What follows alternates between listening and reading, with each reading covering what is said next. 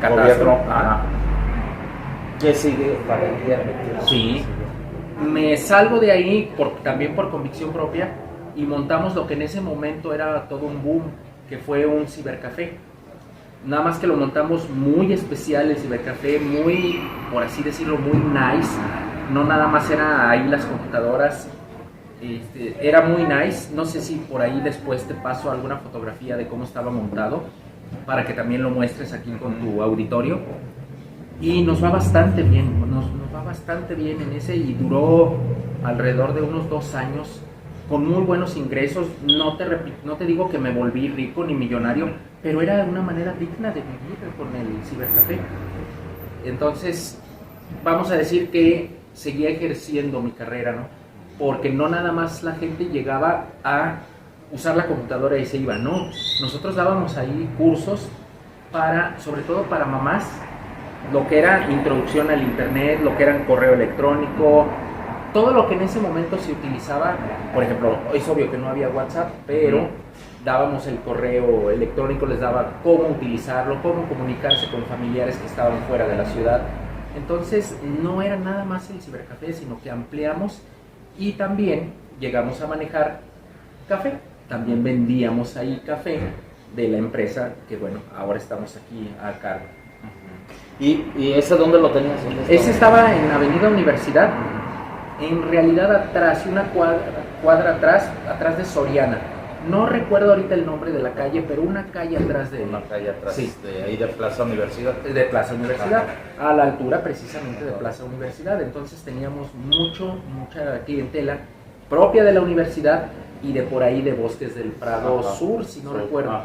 Es Prados del Sur. Así es. Y nace esa idea y después. Después viene ya la etapa en donde son demasiado populares los cibercafés. Entonces a nosotros también nos baja la venta, y es cuando ya de una manera más consciente decido integrarme al negocio que toda la vida lo había tenido enfrente. Café San Marcos es una empresa que tiene prácticamente 70 años de tradición aquí en Aguascalientes. Lo inicia mi abuelo un 24 de junio de 1954. Yo vengo a nacer en el 71 y toda mi vida he vivido empapado del café.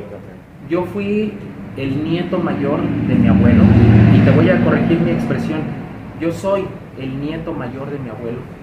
Mi abuelo ya partió hace 23 años, 22, 23 años partió mi abuelo, pero partió físicamente, sin embargo aquí vive. Todos los días vive aquí adentro, porque para mí mi abuelo fue alguien muy especial. Quien lo conoció y que todavía lo recuerda, siempre lo recuerda como un señor de porte, de garbo.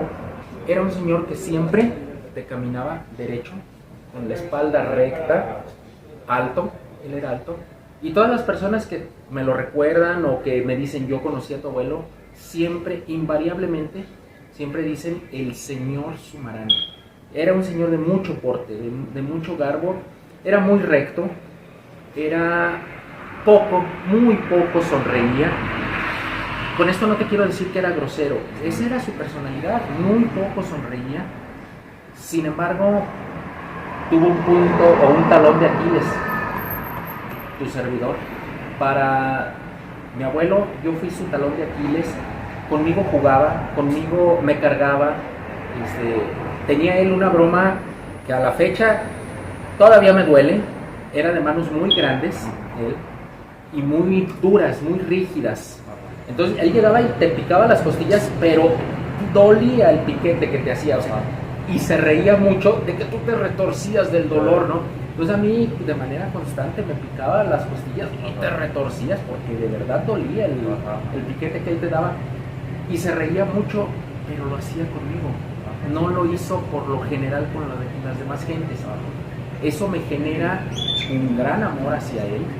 Obviamente, eres el chiqueado, pues obviamente quieres al abuelo, ¿no? Es que fíjate que, perdón, que te interrumpa. Hay gente que nace o que vive con los abuelos y son como si fueran un segundo papá, una segunda mamá.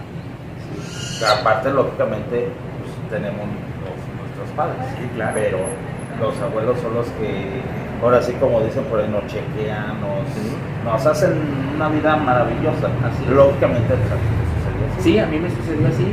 Fíjate que no tanto como llegar a segundos padres, pero sí, para mí mis abuelos fueron increíbles conmigo. Fueron. Y entonces, cuando decido ya cerrar el ciber, iniciar en el mundo del café, que era el negocio que yo siempre había tenido ahí, no fue tampoco difícil porque siempre había estado envuelto en el café. Desde niño, te repito que llegamos aquí a Aguascalientes a los 2 años de edad. Desde niño yo lo visitaba en la cafetería, obvio me llevaba a mi padre, mi madre me llevaban con él, lo visitaba en la cafetería que estaba en la calle 5 de mayo 350, enfrente del Mercado Terán. Y bueno, pues ahí el abuelo me chiqueaba, me regalaba un dulce, me regalaba una paleta y no faltaba el que me daba tantito café. Entonces toda mi vida he tomado café, estoy inmerso en el negocio del café desde siempre. Si tú me quisieras hacer una pregunta de cuándo ingreso yo al café, no hay fecha, hermano, siempre he estado aquí. Porque fíjate, pues, si hay un ingreso, Sí, desde que llegases a Aguascalientes a los 2 años de Sí. edad, desde ahí ya entraste al mundo del café. así es, sí. Tienes casi 49 años, casi 50 Así es. en el café. Así es. De ahí tu abuelo, como dices, estaba en 5 de mayo, ahora pues, ya son otras tiendas. Así es. ¿Cómo nace esa idea de tu abuelo? A mí ya me lo has platicado. Sí. Pero ¿cómo nace? Mi abuelo es originario de la ciudad de Durango. Él nació un 24 de junio de 1954. Perdón, 1920, discúlpame. 24 de junio de 1920, día de San Juan. Su nombre es Juan José. Toda su infancia, su pubertad, adolescencia transcurre allá en Durango capital. Se casa y sucede que en aquel entonces su padre trabajaba para ferrocarriles. Y tú sabes que por aquellos años Aguascalientes era todo un emporio en la cuestión de ferrocarriles.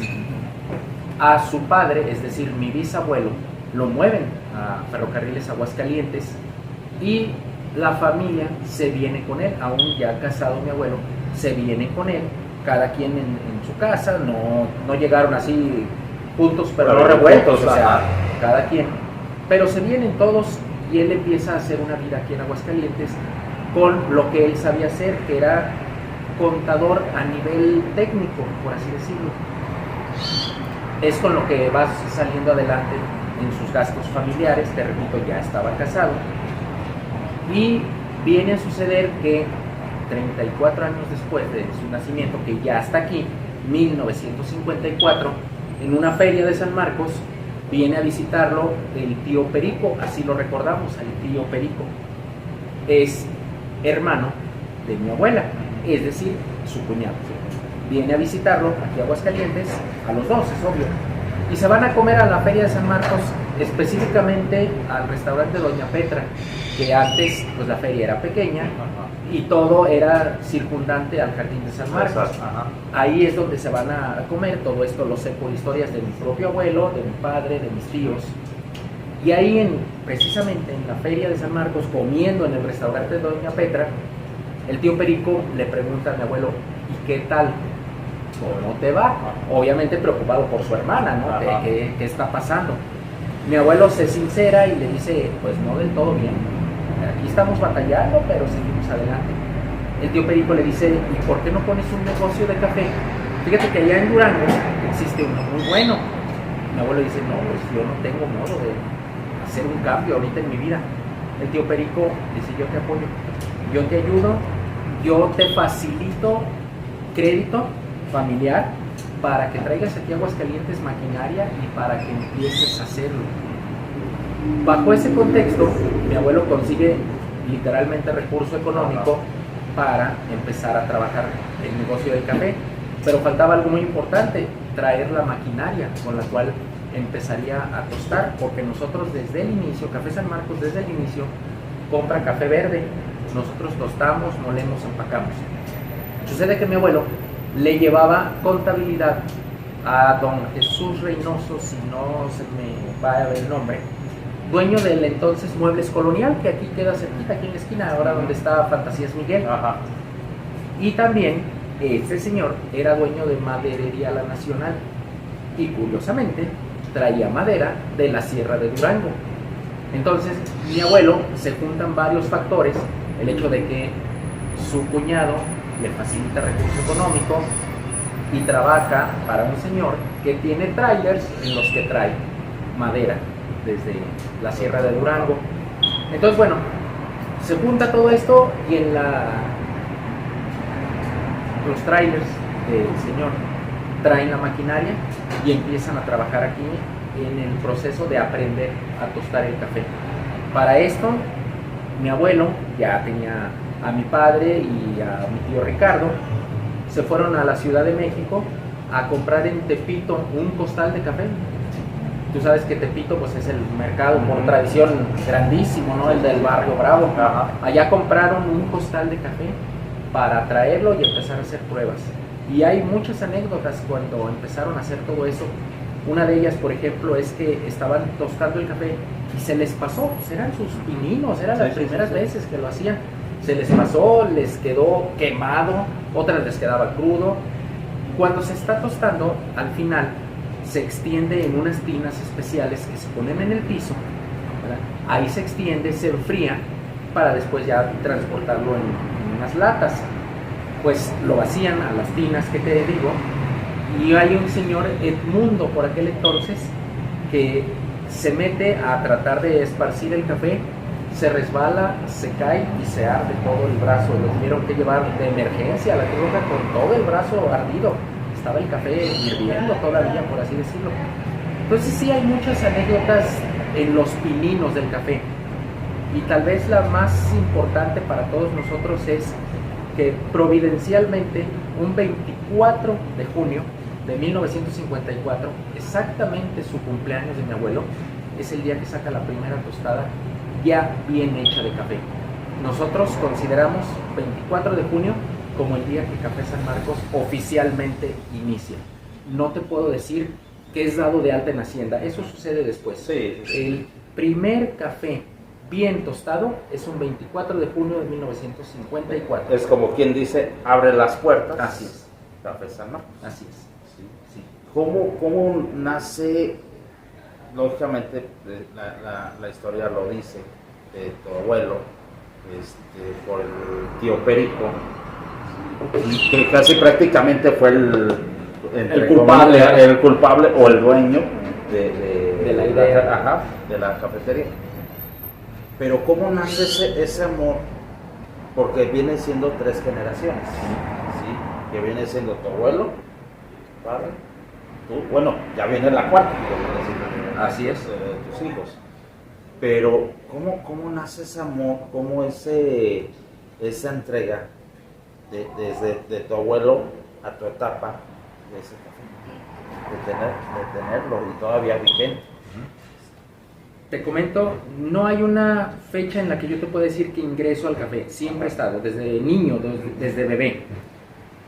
Hace rato te comentaba toda mi historia escolar. Yo termino mi carrera, empiezo a trabajar en mi profesión, después monto un cibercafé en donde también vendemos café, tanto en grano como bebida. Y al tiempo lo cerramos. Y entonces vamos a decir que me quedo desempleado. Recurro a mi padre, le comento, oye, la situación está así, y me dice, pues vente, ¿por qué no me echas la mano aquí ayudándome en el café? Entonces ya me involucro de una manera mucho más directa. Primero con, por así decirlo, el pretexto de que yo sabía de computadoras, cómo hacemos una carta en Word, cómo hacemos una hoja de cálculo en Excel, cómo mandamos un fax, porque en ese entonces era el medio de comunicación, ¿no? Sí, el fax, sí. Mandabas las cartas por fax, ¿cómo mando el fax? Y entonces mi padre me empieza a involucrar más en el negocio del café, en el sentido de que, a ver, hay que mandarle una cotización a un cliente que está en Durango. A ver, hazla en la computadora. Pero no era, aquí está el machote y nada más escríbelo, ¿no? O sea, aquí está la cotización, yo escribo en la computadora, hazla. Tú haz la cotización de de principio, como todos, o sea, te quedas de, ¿y yo qué voy a hacer si yo no sé hacer una cotización? Poco a poco te va envolviendo en las cuestiones administrativas. A ver, fíjate que ya me subieron el café los proveedores desde Veracruz, desde Chiapas. Vamos a tener que subir el precio del café. ¿Cuánto lo subimos? No sé. Es tu bronca. ¿Cuánto le subimos aquí al café? A mí me subió tanto. ¿Cuánto le vamos a subir? Porque también empieza a considerar que la luz, que la renta, que los empleados, que bla, bla, bla. No te subieron el café 10% y tú lo subes 10%. Tienes que considerar todos los demás gastos operativos del negocio. Entonces me empieza a dejar pequeños toritos, ¿no? Órale, órale, órale. Y bueno, ya. Ahora sí, como dicen por ahí, aventándote al rodeo. Así es. Viendo el toro, pero no sabes cómo defenderte. Así es. Y obviamente él siempre estaba atrás, ¿no? Vigilándome a ver qué hacía. Obviamente muchas veces me equivoqué, como cualquier persona. Te equivocas, haces la carta y ya te dice, esto no, esta palabra no va, esta quítala, esto va antes, esto va después.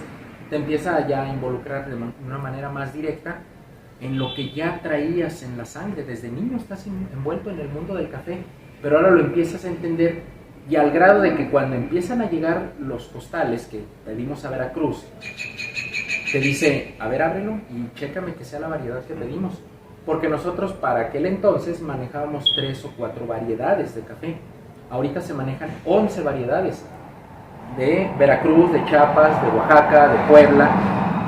Te menciono 4 orígenes, pero hay 11 variedades los que manejamos. Y desde aquel entonces te empieza a decir, a ver, este grano, ¿qué es? ¿Viene bien tostado? ¿Le faltó? ¿Le bajó? ¿Viene crudo? ¿No viene crudo? Yo lo pedí sin tostar. ¿Por qué viene tostado?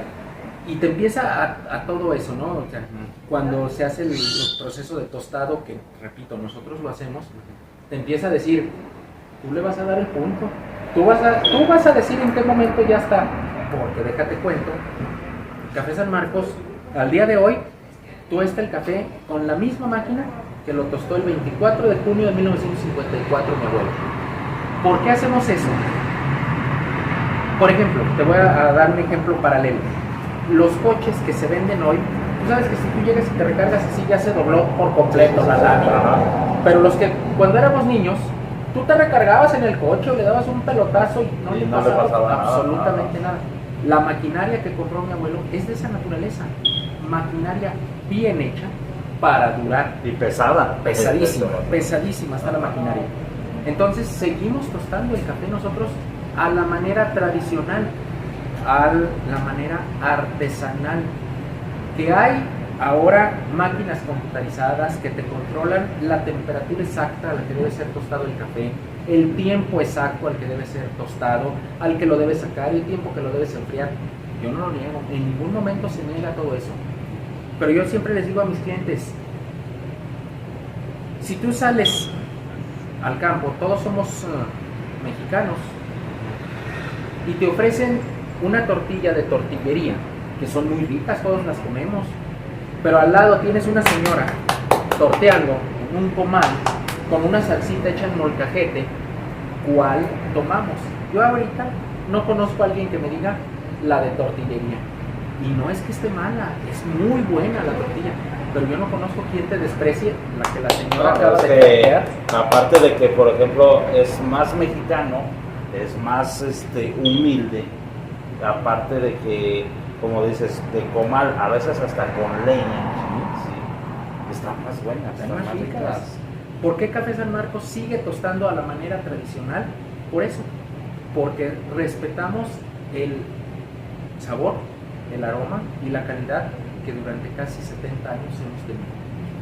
Y fíjate cómo va pasando toda la idea desde tu abuelo, que allá arriba está. Así es. Pero tomas, por ejemplo, de tu abuelo, pues hasta que dio el clavo, Sí. salió. Lógicamente a tu papá también le pasó. Claro. ¿Sí? Cuando te pasa a ti, a lo mejor dices, ya la regué.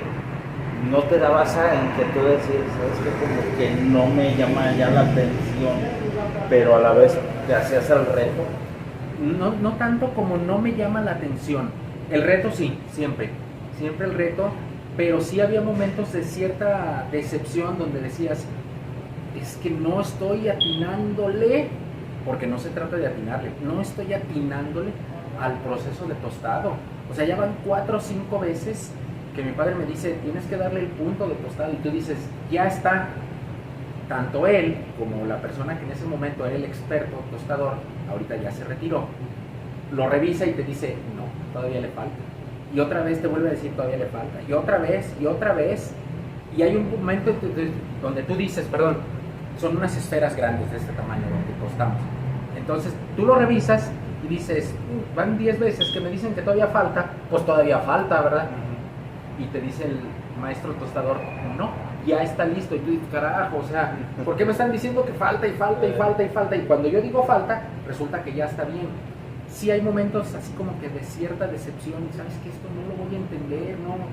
Pero tanto así como de decir, ya no puedo o ya no quiero, no. Nunca me sucedió el ya no quiero, ya no puedo. Nada más era, ay, o sea, ¿por qué no puedo? ¿Por qué no le atino? Es práctica, repito, es un proceso artesanal. Sí. Entonces, no es fácil, ¿no?